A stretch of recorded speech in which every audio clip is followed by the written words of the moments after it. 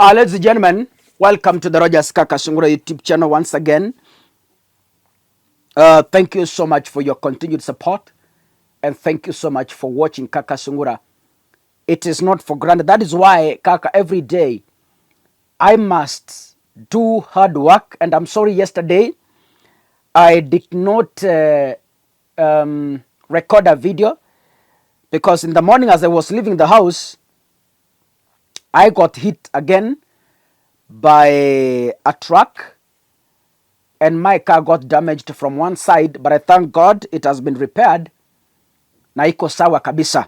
It's back to its shape.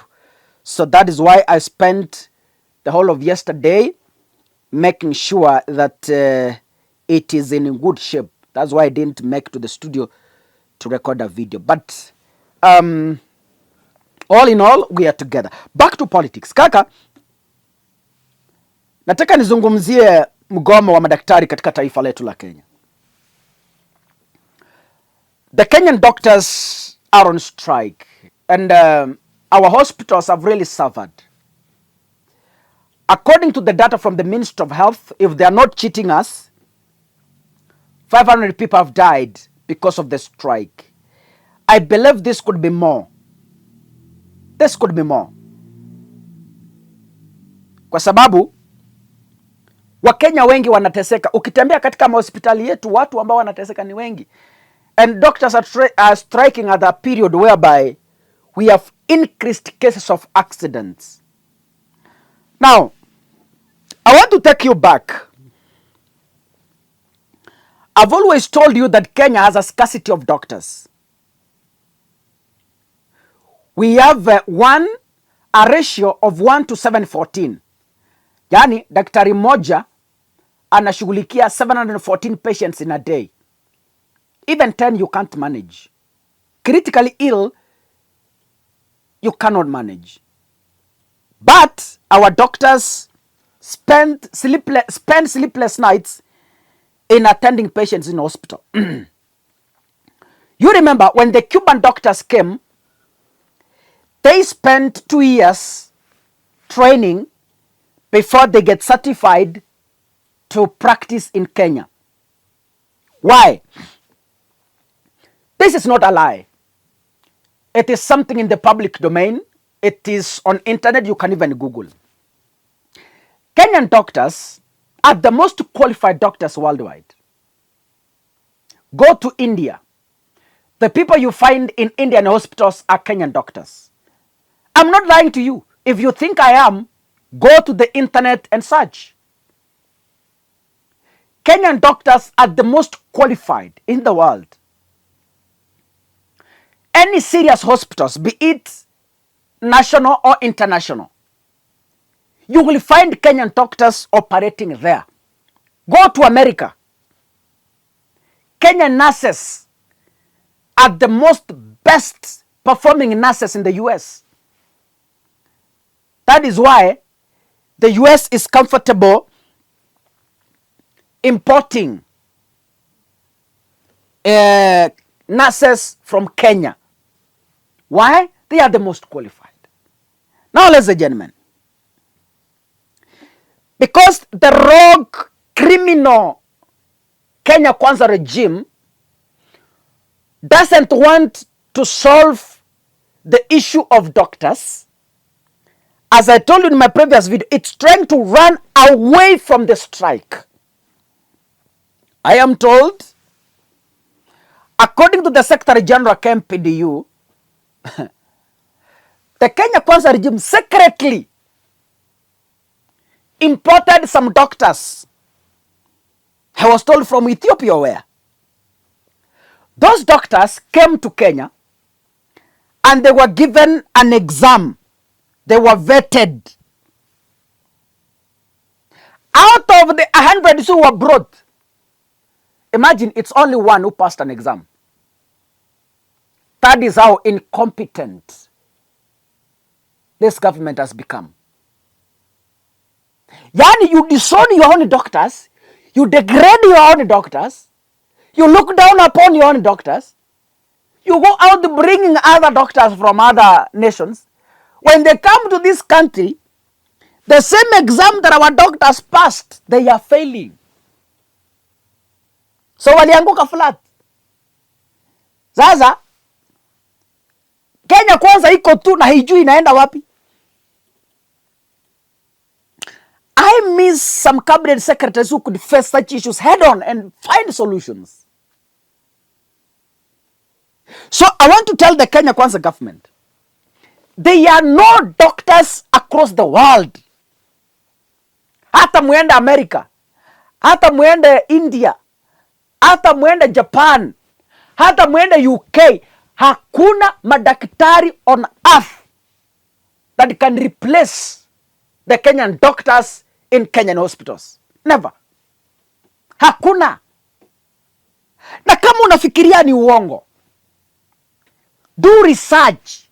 Kenya has qualified, not only doctors, Kenya has qualified minds. Ulisikia juzi when a report was released, ulisikia juzi wakisema kwamba Kenyan students ndio wanaandika research papers for international students. Yes, that's true. Kenya has the Kenyan education system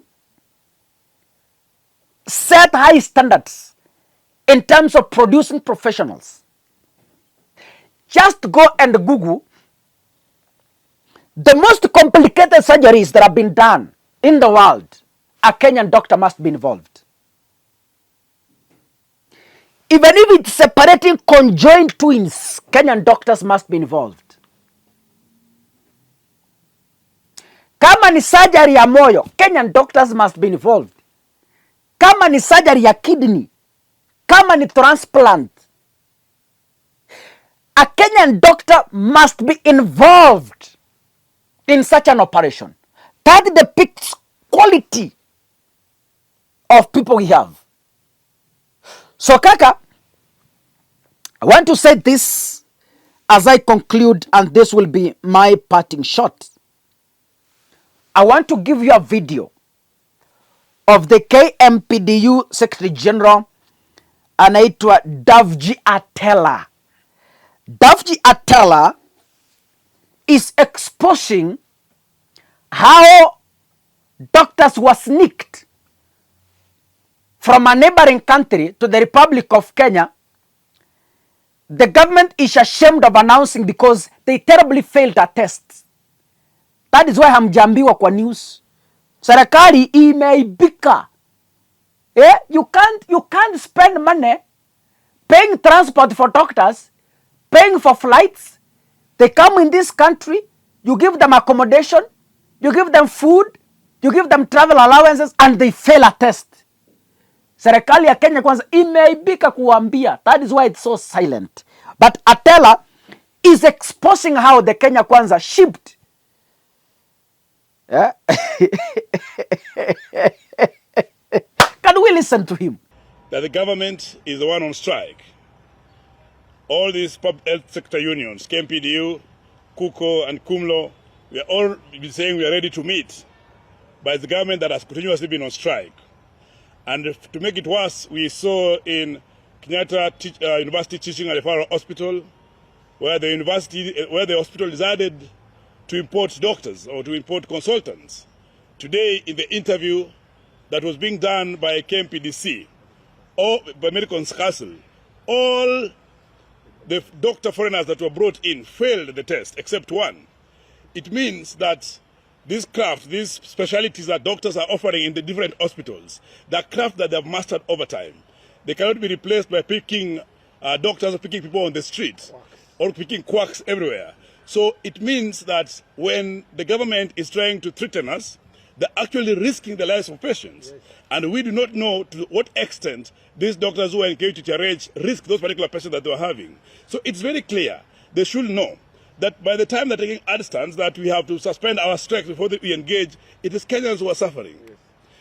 Yes. They should also know that it took the Cubans 2 years to be able to practice in Kenya. It is not that easy. And as KMPDU, as all the unions, we have said that there's no amount of threats, no amount of victimizations or intimidation that will make us suspend this particular strike.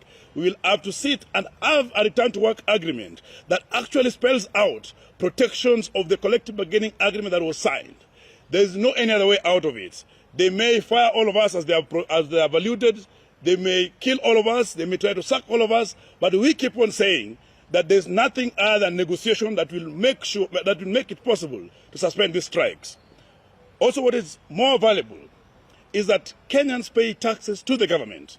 They don't pay taxes to the doctors or to the health workers. And therefore, there's no way government will say that health workers are essential service providers. But we're not anywhere. It is important that for these strikes to end, there has to be priority for health workers, and there's priority for the Kenyans. So this cannot be negotiated. Thank you. Any questions? Tomorrow, 16th, as per the notice that we already provided, we will be on the streets demonstrating. All the health sector unions. I know we'll be joined by our sisters and brothers in the nurses. We're going to be the clinical officers, the laboratory technicians, and the doctors. We will be going down from the park to Ministry of Health and to the Parliament and then to COG. We will even be joined by morticians. So we will not relent. We will not relent. We will be on the streets. If there's any law against vuvuzelas and whistles, we need to be ready for. And they need to take it to court, not just writing statements.